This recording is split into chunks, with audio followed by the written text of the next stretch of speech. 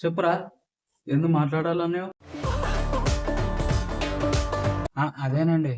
ఆ, ఎవరైనా దారిలో వెళ్ళేటప్పుడు అమ్మాయిని చూస్తారు, నేనంటే అబ్బాయిని చూస్తున్నాను నాన్నగారు. నాకు అబ్బాయిల మీద ఫీలింగ్స్ వస్తున్నాయి.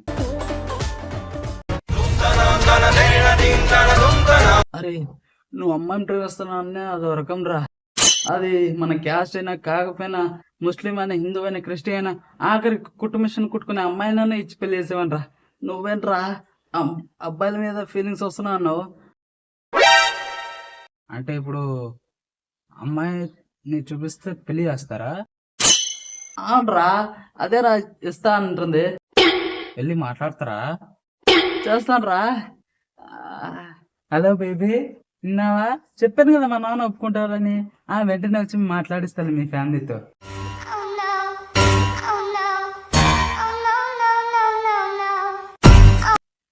Hello baby.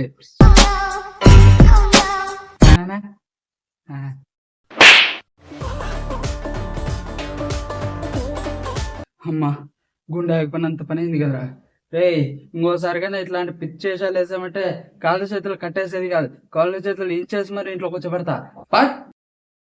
చుట్టూ అంత నాటకమైతే నటన రాకనే వెళ్ళిపోతే కాలం కదిలి నన్నే వదిలి